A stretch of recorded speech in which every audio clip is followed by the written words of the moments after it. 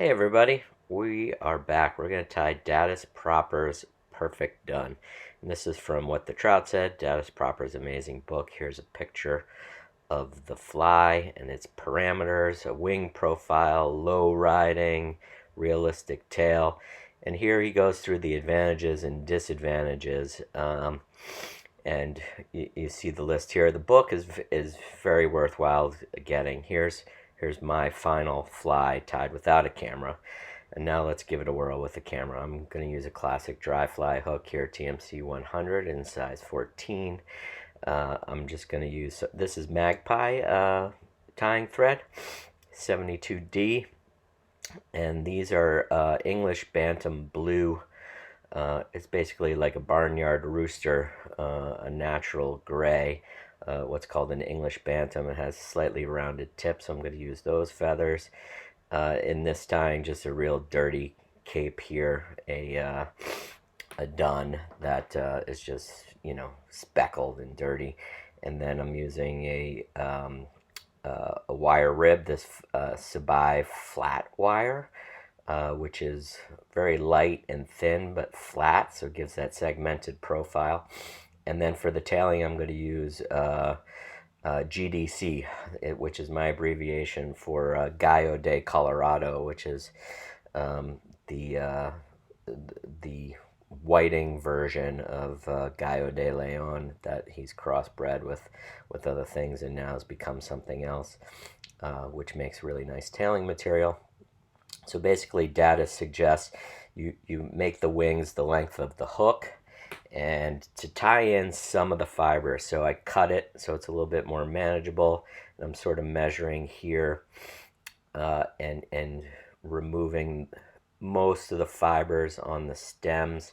You have the shiny sides of the feather facing each other, so that it curves out, and you tie with the stems forward.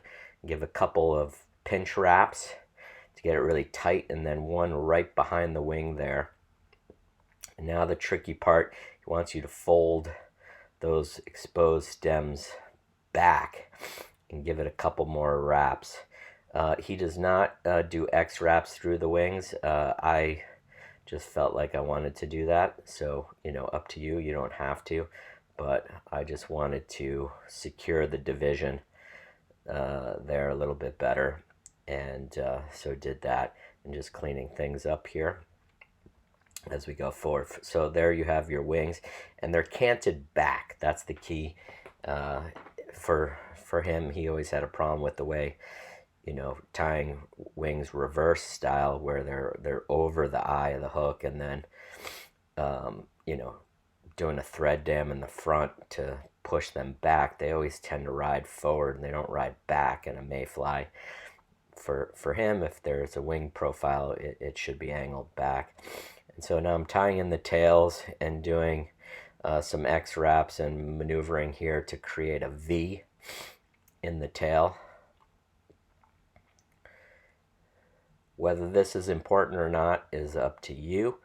I'm trying to do it the method he describes, and as you can see, clearly having some trouble doing so. There are easier methods, like leaving the tag long and keeping that to divide it, and other methods, saving a little piece of thread and kind of going through. There's a bunch of different videos on how to create that if you feel creating this perfect V in the tails is really important to you. But we muscle through and we make it happen. So there you can see the V that I've created with that.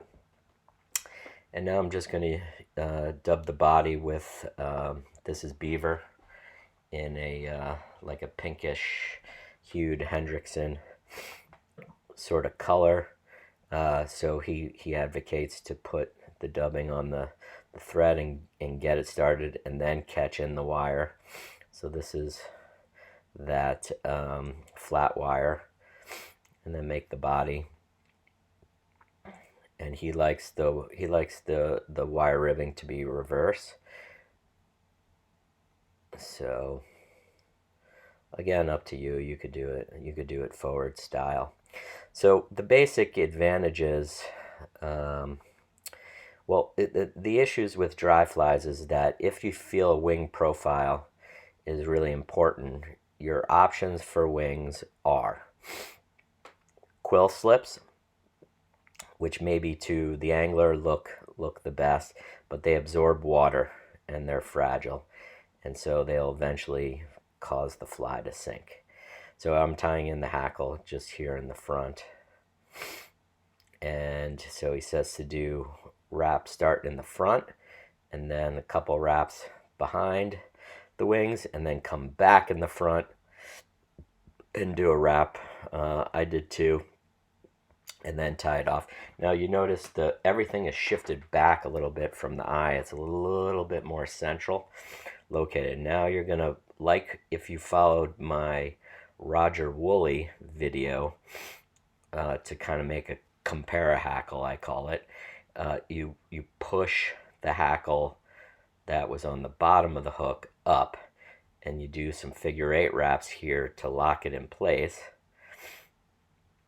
And now we're going to add some dubbing to the thread and do those figure eight wraps again, just to bulge the bottom of that thorax with some fur.